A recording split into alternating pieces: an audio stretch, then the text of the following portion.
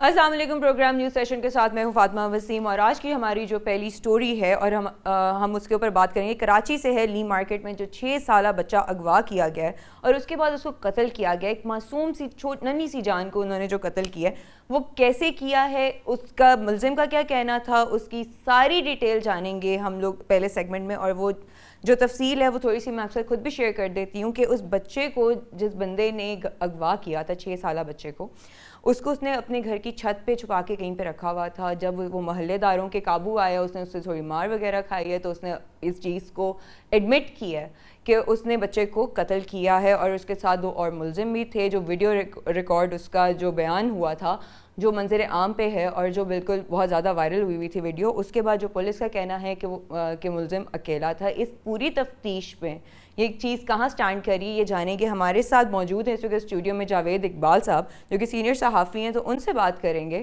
कि सर आपका इस मामले में क्या कहना। बिस्मिल्लाहिर्रहमानिर्रहीम।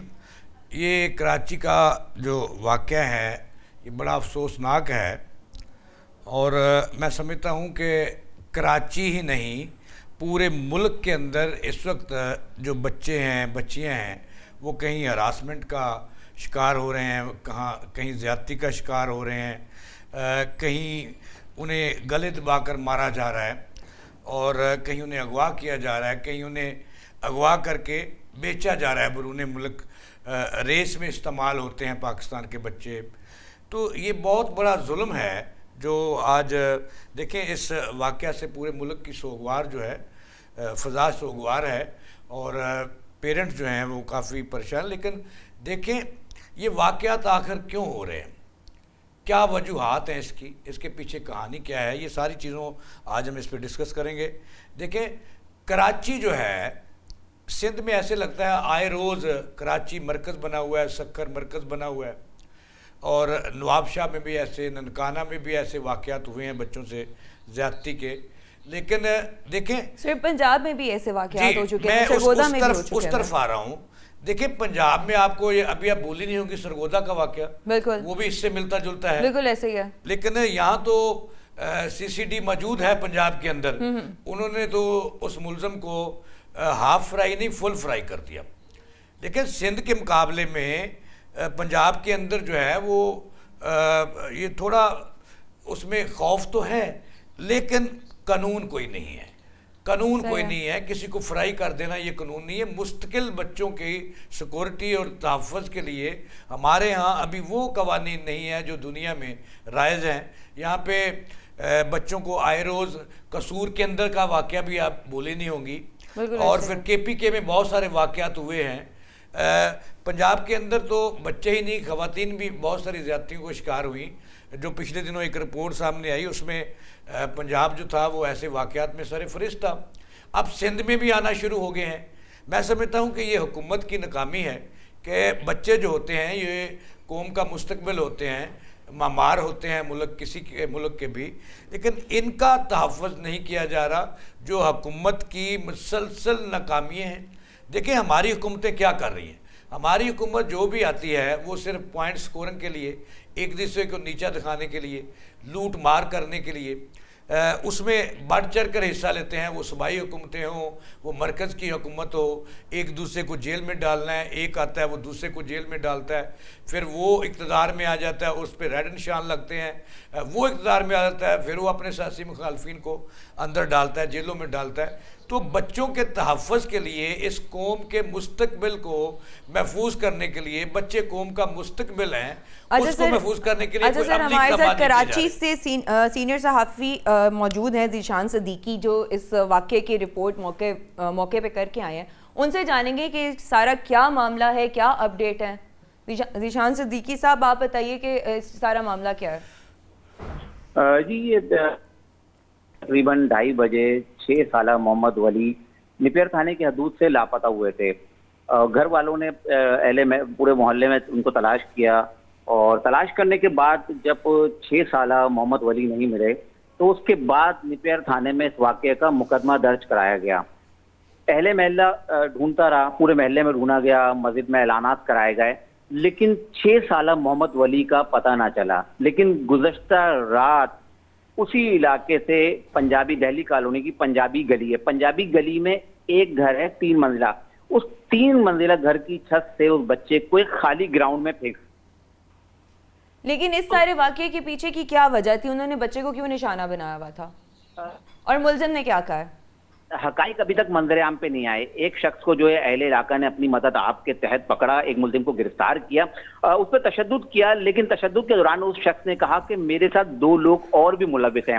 उस पर अहले इलाका ने जो उसको शदीद तशद्दुद का निशाना लेकिन बनाया। पुलिस तो कह रही है कि वो एक ही था, अकेला था जिसने ये सारा वाकया जो है वो सर अंजाम दिया।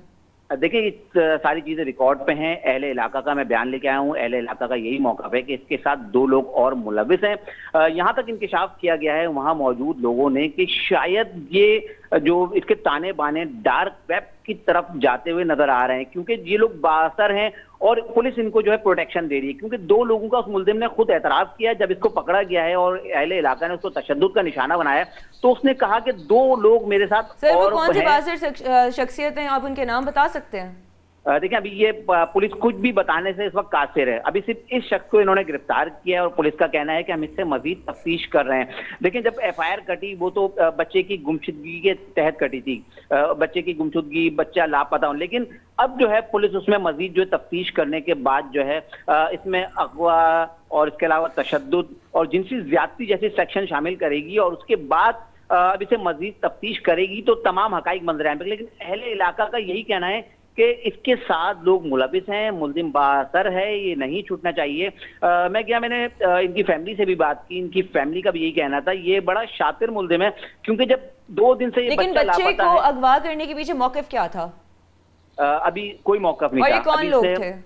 देखिए, अभी तक इस चीज से अभी पुलिस ने जो है कोई चीज जो है अभी तमाम हकाइक से जो है इस वक्त मीडिया को, तमाम लोगों को जो है अभी खबर नहीं दी जा रही और अभी जो उनको बेखबर रखा जा रहा है। और आपको पता है इस तरह के जब केसेस होते हैं, इसको ये हाई प्रोफाइल केस बनता है और उसके बाद इस तरह के केसेस को कोई हाई प्रोफाइल अफसर ही जो है आके जो इसको बयान करते हैं। अगर हम बात करें SSP साहब की, SSP साउथ, और तो उन्होंने भी इस पर नोटिस लिया है और इस मुलजिम को तो, क्योंकि पहले पुलिस ने दावा किया था कि इसको हमने गिरफ्तार किया, लेकिन अहले इलाका का कहना है कि इस मुलजिम को हमने खुद गिरफ्तार किया और जिसने एतराफ़ जुर्म भी किया है कि हाँ मैंने ये सब कुछ किया है, लेकिन मेरे साथ 2 लोग मुलविस हैं। लेकिन इसके पीछे क्या हकाइक हैं अब तक जो है ये जो एक मुअम्मई है, इस पर पुलिस इन्वेस्टिगेशन करेगी और दीगर लोगों को गिरफ्तार करेगी, तो उसके बाद भी ये तमाम हकाइक मंजरेआम पर आएंगे। लेकिन ताहाल अभी एक शख्स जो है पुलिस की तहवील में है और पुलिस उससे तफ्तीश कर रही है। ये जिस बंदे ने इस बच्चे को अगवा किया है, क्या वो इस मोहल्ले में ही रहता था? क्या इसके लिए पॉसिबिलिटी थी कि उस बच्चे तक उसकी रसाई कैसे हुई है? जी, ये इनका पड़ोसी है, इसका नाम हमजा है और इसके घर से कुछ फासले पे ही ये बच्चा वली मोहम्मद रहता है। इनके अहले खाना से बात हुई, इन्होंने कहा कि बच्चा इस गली में ही खेलता था और बच्चा चीज लेने के लिए निकला था और छुपन छुपाई खेल रहा था।